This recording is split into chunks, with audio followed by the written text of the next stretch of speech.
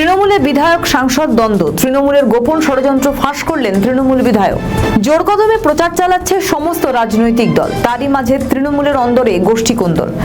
এমনিতেই এসআইআর নিয়ে ব্যাকফুটে রয়েছে শাসক দল তৃণমূল কংগ্রেস, তার মাঝে ফের অস্বস্তি বাড়ালেন প্রাক্তন তৃণমূল বিধায়ক অসিত মজুমদার। টিকিট না পেয়ে ফের ক্ষোভ উগরালেন তিনি। এবার সরাসরি দোষারোপ করলেন সাংসদ রচনা বন্দ্যোপাধ্যায়কে। তিনি বললেন, দিদির কাছে কান ভাঙিয়েছে রচনা, এমনকি ৭৪ জন বিধায়ক টিকিট পায়নি বলে অভিযোগ। সবটাই নাকি হয়েছে রচনার কান ভাঙানিতে। শুনুন তার বক্তব্য। আমরা পাউডার শুনো মেখে আর ব্যাগের মধ্যে পাউডার শুনো মেখে 1 ঘন্টা বাদে বাদে মুখ ওয়াশ করি না তো। যারা মুখ ওয়াশ করে দিদির সামনে যায়, দিদির ভালো লাগে তাদের।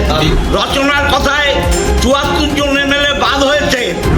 চুঁচুড়ায় তৃণমূলের কোনো গ্রুপ ছিল না। রচনায় এসে মমতা ব্যানার্জির, অভিষেক ব্যানার্জির সাজানো বাগান আজ ধ্বংস করে দিল। ওকে করে খাওয়ার জন্য দল পাঠায়।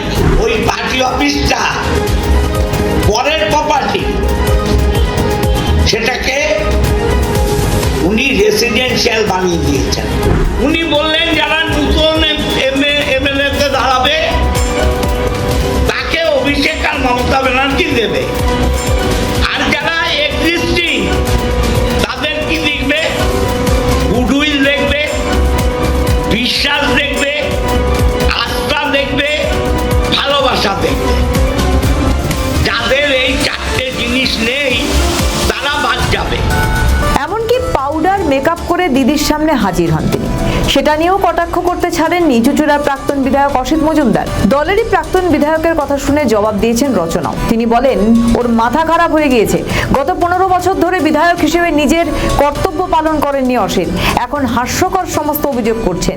উনি পাস্ট, যিনি বিগত, তাকে নিয়ে আলোচনা করবেন না। আসন্ন দিনের জন্য ভাবুন, সামনে কি আসতে চলেছে সেটা নিয়ে ভাবুন, আগামী চুঁচুড়াকে নিয়ে ভাবুন। হাস্যকর একটা জিনিস, এই হাস্যকর জিনিসের এই মন্তব্যের আমার কাছে কোনো উত্তর নেই।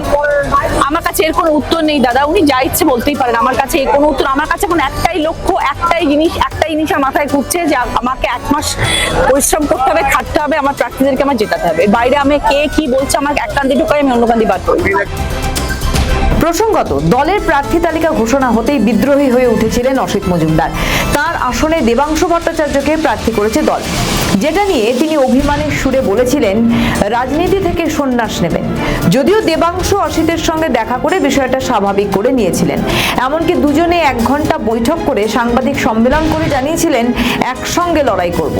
মনে করা হয়েছিল তার মানভঞ্জন হয়েছে, কিন্তু ফের রচনা বন্দ্যোপাধ্যায়ের বিরুদ্ধে সুর চড়াতে দেখা যায় তাকে, যার জেরে নির্বাচনী প্রচার, নির্বাচনী আবহের মধ্যে অস্বস্তিতে পড়েছে শাসক দল।